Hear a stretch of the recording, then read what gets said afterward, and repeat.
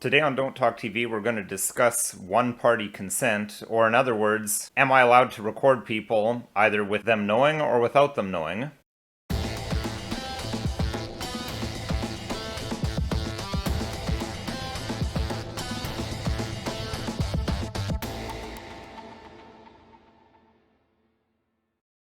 Hello, my name's Nicholas Wansbetter. I'm a lawyer in Stratford, Ontario, Canada, and welcome to Don't Talk TV.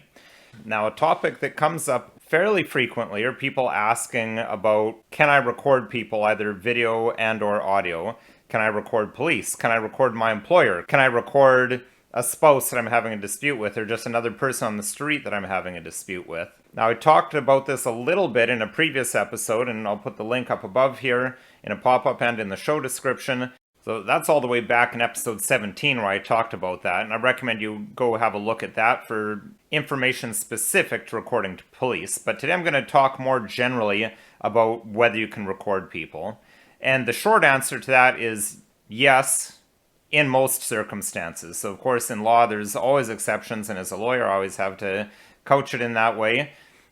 For the most part you can though, and that comes from section 184 of the Criminal Code. So let's have a look at that first. Section 184 of the Criminal Code deals with interception of communications. So Section 184 sub 1 makes it a crime for anyone by means of electromagnetic, acoustic, mechanical, or other device knowingly intercept a private communication. However, there are exceptions in subsection 2, and the most important of these for our purposes being subsection A, a person who has the consent to intercept, express or implied, of the originator of the private communication or of the person intended by the originator thereof to receive it. And obviously, if you're involved in that communication, you're consenting if you're recording it because you're one of the people involved. Section 184.2 sub 1 also reiterates that, and it indicates that a person may intercept by means of any electromagnetic, acoustic, mechanical, or other device a private communication where either the originator of the private communication or the person intended by the originator to receive it has consented. So again, as long as one person involved in the communication consents, it's legal. So that could be if you're involved in the communication or if you're recording on behalf of someone else who's involved in that situation and they've given you consent. Now my understanding is that includes both audio and visual recording. Now again, there are some exceptions. One of them is laid out in section 162 of the Criminal Code. Those are the voyeurism provisions of the Criminal Code. So section 162 sub 1 makes it an offense where anyone surreptitiously observes, including by mechanical or electronic means, or makes a visual recording of a person who is in circumstances that give rise to a reasonable expectation of privacy.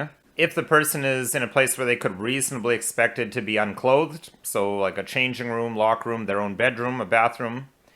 B, if the person is actually nude or not wearing clothing and is exposing their genital organs or anal region or breasts, or is engaged in explicit sexual activity.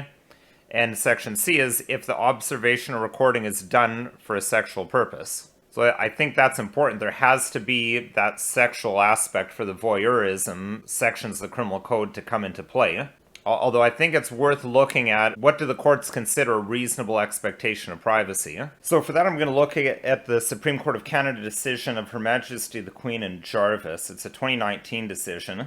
Just to give you a quick synopsis of this case, paragraphs 1 to 5 of the Supreme Court decision kind of lay that out. So in paragraph 1 they just reaffirm the fact that this is a voyeurism case, talking about section 162 briefly. Then paragraph 2, Mr. Ryan Jarvis, the respondent in this appeal, was charged with voyeurism after he used a camera concealed inside a pen to make video recordings of female students at the high school where he was a teacher.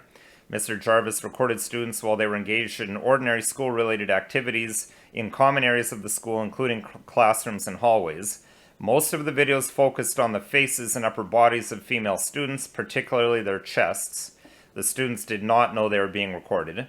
So Mr. Jarvis at the Supreme Court admitted that these videos were taken for a sexual purpose. So the only question for the Supreme Court was, were these videos filmed in circumstances that gave rise to a reasonable expectation of privacy?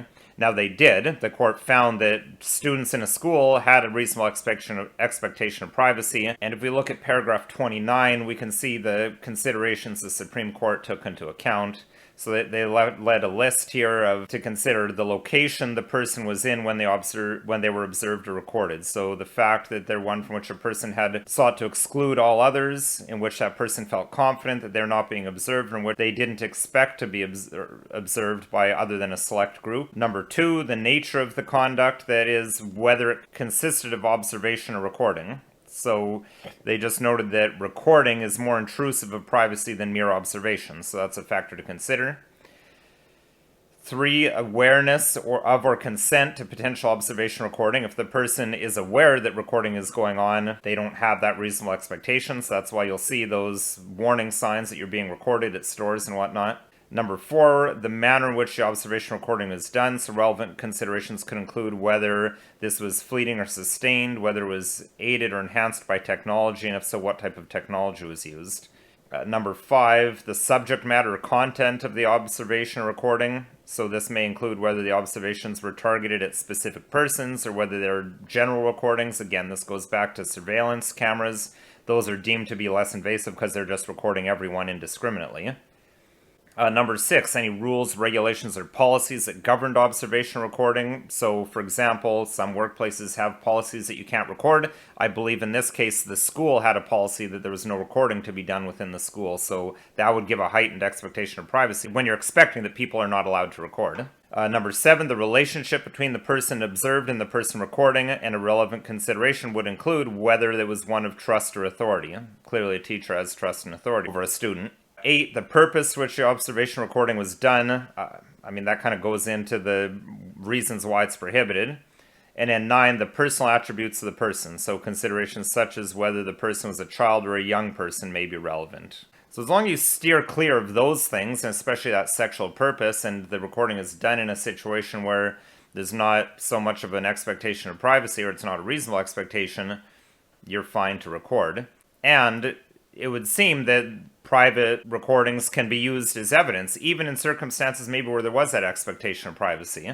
Court of Queen's Bench decision from Alberta, Mazer and Core. In that case, contemplated whether recordings surreptitiously taken by one of the spouses in this divorce proceeding, whether that could be used as evidence. So look at paragraph 16 and following here. The court said, the surreptitious recording of conversations or events by way of hidden microphones or cameras in civil matters, such as access disputes, are generally not prohibited or illegal. In fact, they can constitute real evidence of conversations or events that they depict, as long as the other side is aware before the hearing date that these recordings exist and are being relied upon.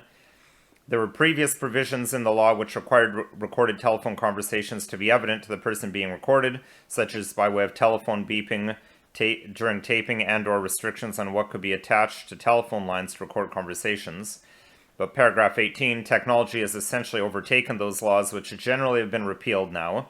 Accordingly, short of certain specific privacy expectations, there are few, if any, restrictions on the admissibility of surreptitious recording of conversations or events. Now, keep in mind, though, legal doesn't necessarily mean expedient, and it is possible that you could be fired for making recordings at your workplace. So that's something to keep in mind if you're recording conversations with your boss or interactions with other employees, that could get you into hot water. Now, partly that'll depend on what the policies of the business you work for are, but I'm going to take a look at one more case. It's a Manitoba Court of Queen's Bench decision, Mike Hart and Parrish and Heimbecker Limited, paragraph 97 and following. So they noted that the plaintiff's inappropriate use of his cell phone to secretly record meetings with his superiors does amount to a breach of his confidentiality and privacy obligations to the defendant. The plaintiff admitted on examination for discovery that he knew a breach of the confidentiality obligations could result in termination.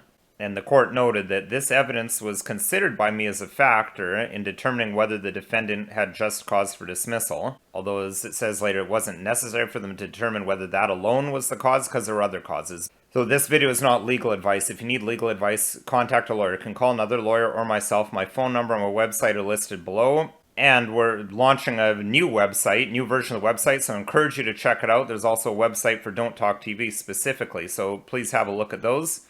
And if there's show topics you'd like to see me cover, please leave a comment in the comment section or send an email to the email address listed below. And if you found this video at all interesting, helpful, or informative, please consider liking, sharing, subscribing, and following us on social media.